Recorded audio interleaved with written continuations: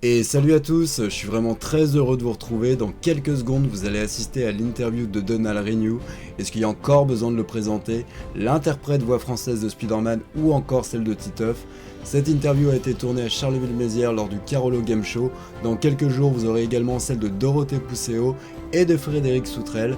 Mais tout de suite, je vous laisse avec Donald qui revient un peu sur son expérience de doublage, son lien étroit avec Titeuf et Spider-Man, mais également de ses nouveaux projets sur Twitch. Sur ce, bon visionnage à tous.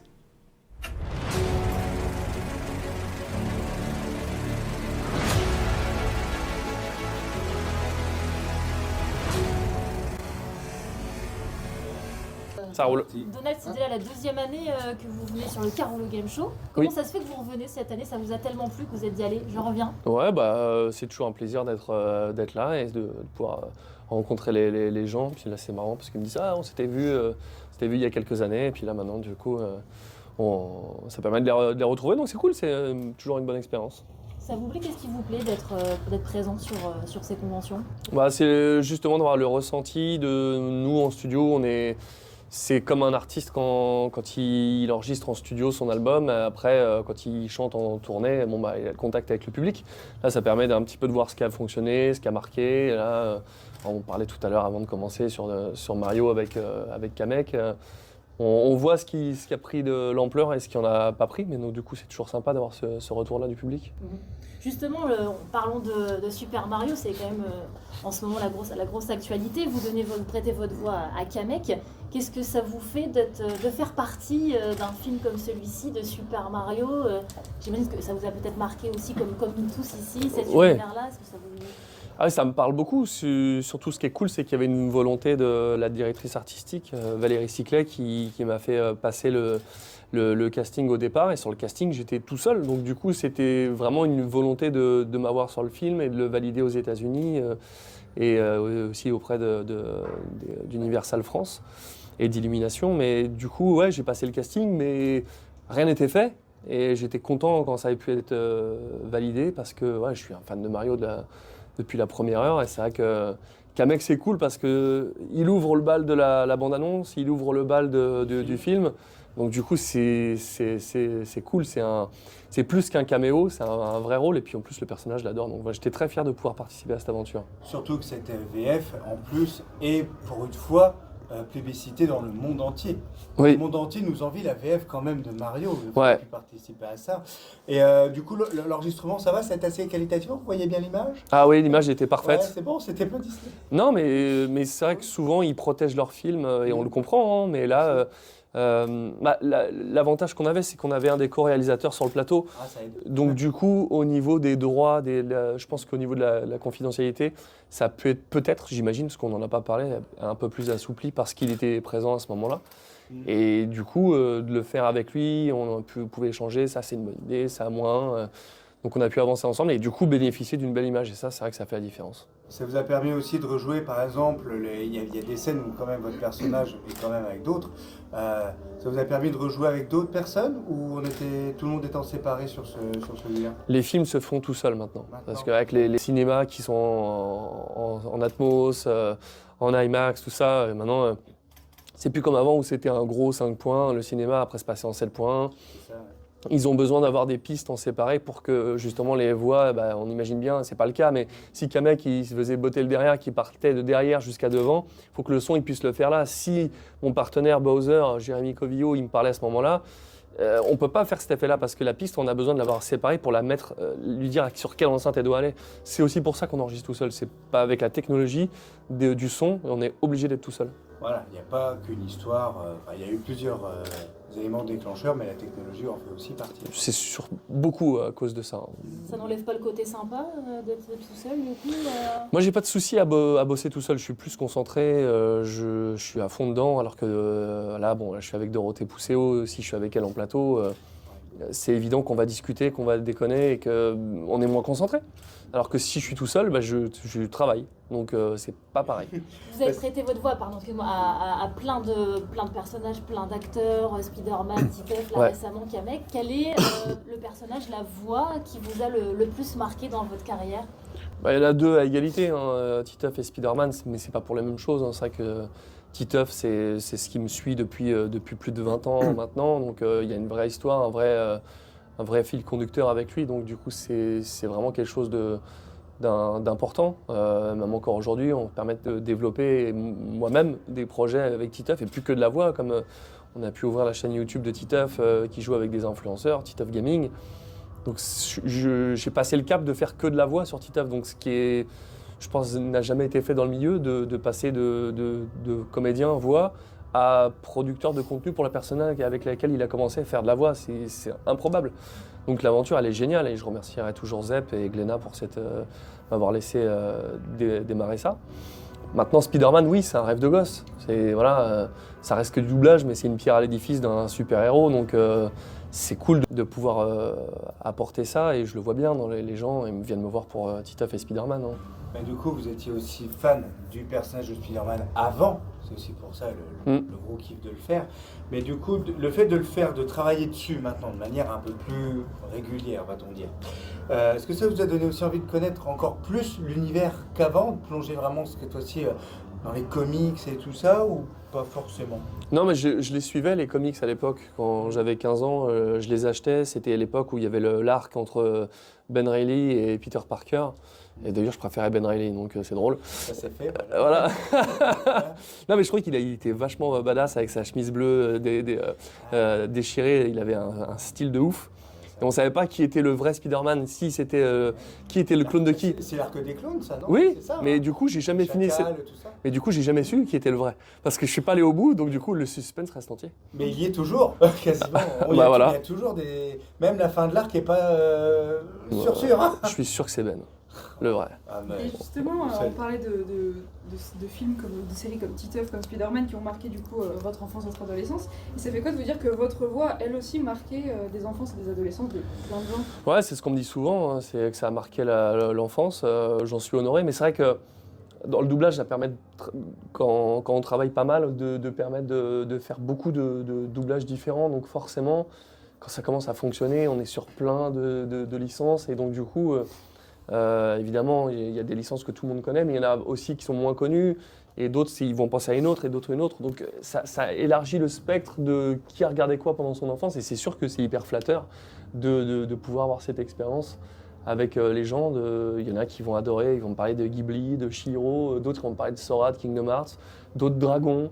Il y a plein de trucs différents et c'est ça qui est agréable. Donc, mais maintenant, j'ai compris que c'est vrai que quand j'ai des gens de ma génération qui me disent « t'as marqué mon enfance », on est de la même génération.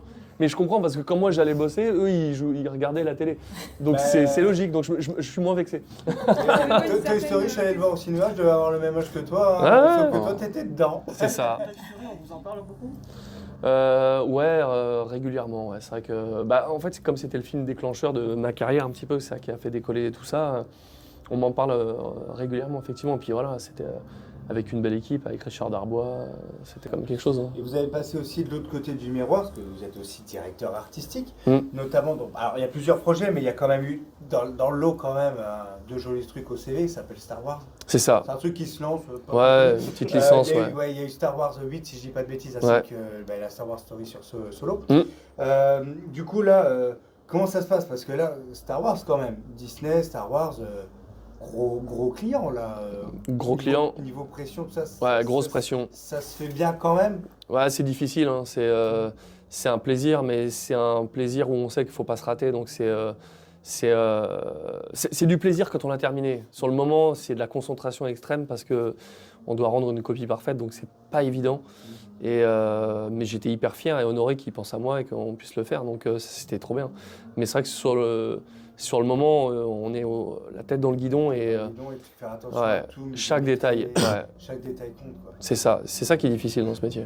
Et dans la DA, toujours, là, il y a d'autres projets, par exemple, Cuphead. Ah, Cuphead, voilà, qui va arriver. Là, Cuphead, effectivement, là, tu ramènes tous les copains. Ah ouais. Voilà, tout le monde a Alexis Thomasian qui arrive, pas mal, ouais. Dorothée, il y a tout le monde. Justement, c'est plus facile ou c'est plus délicat de travailler avec les copains? Non, en fait, sur des projets comme ça où c'est du fun, ça roule, ça va tout seul. Ouais, donc du coup, ils s'amusent, ils savent que je les fais venir parce que je sais qu'ils s'amusent. Donc ils sont en roue libre et je les laisse. Et puis voilà. C'est des trucs où c'est de l'ultra précision, des trucs, des drames, des trucs où c'est plus, où on rigole moins. Enfin, sur Cyberpunk, j'ai l'équipe aussi qui est aussi très, j'allais dire élaborée, c'est pas le terme, mais bon, voilà, en tout cas, c'est du lourd aussi dans le casting. Et Dorothée et Alexis étaient dedans également, mais là, par contre, on était sur de la précision. Je les dirigeais vraiment. Je dis non, là, regarde, il baisse les yeux, il pense à sa mère, il est pas bien, il est triste. Alors que sur Cuphead, bon, bah, il fait à sa sauce. C'est pas du tout le même taf. Donc c'est du fun contrôlé sur Cuphead. C'est fun contrôlé parce qu'effectivement là vous avez un peu la même manière de penser. Je cherche encore la ref de ouf dans Cuphead. Je sais pas si on en a mis une. Je l'ai pas trouvé encore. C'est une bonne chose, c'est vrai. On voit le connaisseur. Ah non, parce que du coup, à vouloir claquer des rêves partout, jusque dans les bruits d'ambiance où là, il y a Alexis qui, dans des streams VF qui va thomaciser comme il... C'est vrai. À rentrer chez toi. Hein. C'est ça, ouais, c'est vrai. Il va thomaciser tout ce qu'il fait avec des rouleaux, fait plein de refs et ça découle chez vous. C'est vrai que du coup, plus cool quoi. Non, il doit y avoir un Roudouf quelque part quand même. Il traîne, faut le trouver. Il faut le trouver, mais il est pas... Je sais plus où on l'a foutu. Parce que derrière, effectivement, là je parle de Stream VF parce que tu es aussi à l'origine de cette grosse machine qui est Stream VF. Ça a quand même bien évolué ce projet-là qui a commencé sur Twitch timidement. D'ailleurs, c'est ce qui m'a fait personnellement passer sur Twitch. Et du coup, là, ça a pris une énorme ampleur. Là, on a des émissions qui se font à Disney, des trucs comme ça. Ouais. Comment ça arrive et comment ça a évolué ce projet-là? Ça a commencé sur Spider-Man PS4 où je me suis dit, tiens, ça peut être rigolo de voir le résultat avec les spectateurs. Et vraiment, je l'ai découvert à ce moment-là parce que j'ai passé tellement de mois là-dessus, c'était tellement énorme. Et en le faisant, je me suis dit, tiens, est-ce qu'on pourrait peut-être développer le truc et le faire avec les copains? Et voilà, c'est né comme ça. Et ça a fonctionné. Alors après, au début, on était sur les voies de jeux vidéo. Mais une fois qu'on a fait le tour des open world où on entend le personnage tout le temps, qu'on est sur les premiers rôles qu'on entend tout le temps, on arrive sur des trucs où c'est parfois difficile d'entendre le comédien qu'on invite en permanence. Et puis c'était souvent les mêmes, donc j'ai été arrivé au bout du concept. Donc après on a ouvert sur la carrière des comédiens et on a remodifié depuis où maintenant on est sur les licences. Donc du coup on fait des spéciales, comme là c'était une Pirates des Caraïbes la dernière, on a fait une John Wick la dernière et puis la prochaine Last of Us. Donc voilà, on est sur vraiment des spéciales où on invite le cast qui a bossé dessus. Donc, du coup, ça fait du bien d'être un petit peu de l'autre côté de l'interview là, de temps en temps. Ouais, c'est ça. C'est plus. Hein. Ouais, c'est plus tranquille de mon côté, hein, mais là, tu vois, je vois, tu as une page. Et quand moi, je passe sur les streams VF, c'est des dizaines de pages des questions. Me dire qu'est-ce que je peux poser comme question, puis des questions où j'ai déjà les réponses, mais je les pose quand même. Donc parce que tout le monde n'a pas la réponse. Mais oui, voilà. Donc c'est difficile de trouver où est-ce qu'on est trop dans l'entre-nous du doublage, où est-ce qu'on est dans le trop large pour expliquer aux gens. C'est un juste milieu à trouver, mais bon, je pense qu'on arrive à pas trop mal se démerder. Je reviens un petit peu quand même sur l'émission Disney, qui est quand même un monstre, parce que tu as quand même réussi l'exploit de rassembler les Avengers français dans Disney, dans le Stark Factory, ce qui n'est pas rien. Ouais. Là, ça se fait comment? C'est toi qui a dit, tiens, je vais essayer de faire l'idée, je propose à Disney, ou c'est Disney qui est revenu vers toi? Comme tu avais déjà travaillé, il était un peu plus ouvert? Alors, j'avais rencontré des gens du staff, leur disant que j'avais ce projet de faire une émission à Disney. Même plus, j'en ai plusieurs d'ailleurs en stock que je pourrais faire pour Disney. Et ils m'ont dit ouais bah pour la sortie de Avengers, au début ça devait se faire pour l'ouverture, mais finalement il y a eu la direction qui a dit que au début la hype de Avengers était suffisante et qu'après on pouvait relancer en octobre, chose qu'on a pu faire, mais au début ça s'est décalé à cause de ça. Mais donc je leur ai proposé l'idée, on a fait des rendez-vous sur place pour voir les trucs techniques, pour voir comment ça pouvait se faire. Et puis ils m'ont fait confiance, ils ont vu ce qu'on me proposait, donc on a pu faire ça, mais c'était un énorme challenge parce que en studio, bon bah tout est câblé, tout est prêt. Là c'était un restaurant à 16h, à 20h c'est un studio de tournage. Alors quand on a une équipe de 50 personnes, je dis pas, mais ma société c'est une petite boîte et c'était vraiment pas gagné et ça s'est bien passé, donc je remercie encore les équipes, mais c'était un sacré défi. Ouais.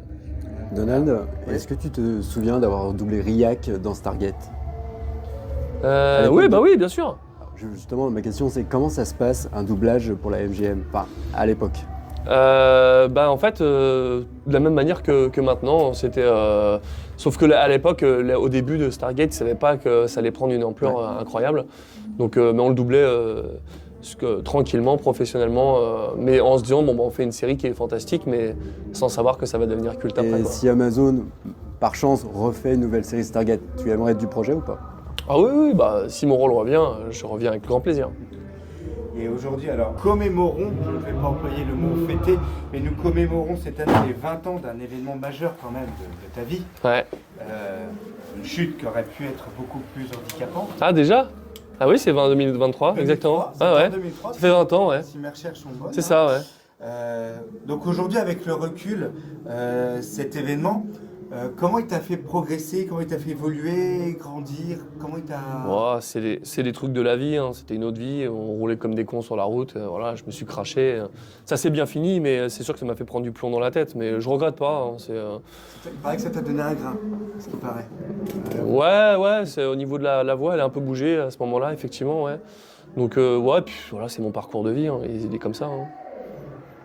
Donc ouais, c'est la vie, voilà. C'est la vie, puis après il y aura d'autres choses avec d'autres projets. Exactement. Comme StreamVF. Exactement. En parlant de projet, du coup, d'autres éléments sous le coude ou pour le moment, tant que ça tourne, c'est bon?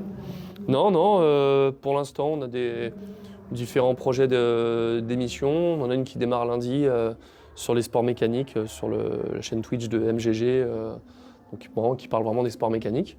Mais sinon, on verra ce que l'avenir nous réserve, mais je reste toujours à fond dans le doublage et puis on verra ce qui arrive plus tard. Puis après, pourquoi pas d'autres commentaires de e-sport Oui. au Japon, pourquoi pas Oui. également les expériences qui sont Il y a moyen, hein. intéressantes. Il y a moyen, là, on a toujours fait ça pour le championnat du monde de Gran Turismo, que ça revienne.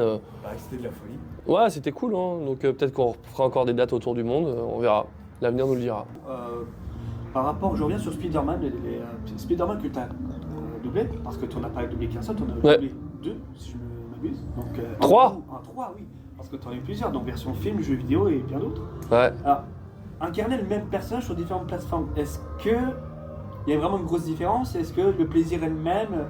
Ouais, c'est le même plaisir. Le travail c'est le même plaisir. Après, effectivement, on bosse pas de la même manière sur un jeu vidéo qu'un film, mais l'envie l'envie de le faire bien est la même. C'est juste qu'on c'est pas le même support, mais en tout cas, il y a un vrai lien entre tous ces Spider-Man, ça c'est évident. Donc là, tu vas plus claquer ta voix sur le personnage de Spider-Man plutôt que par exemple Andrew Garfield, par exemple. Après, Un peu, ouais. Oui, mais oui, c'est un peu ça. Le Spider-Man de Andrew Garfield a une variante de ta voix que va avoir également le Spider-Man PS4 qui n'a pas le chara-design de... Clairement. Ouais. Mais j'aime bien ce qu'il fait Yuri Lowenthal sur la version jeu vidéo. C'est un très bon Spider-Man. Parfaitement. Ouais. Eh bien, merci beaucoup. Merci beaucoup. Merci Noël. C'est tout bon pour vous, ça marche. Avec plaisir.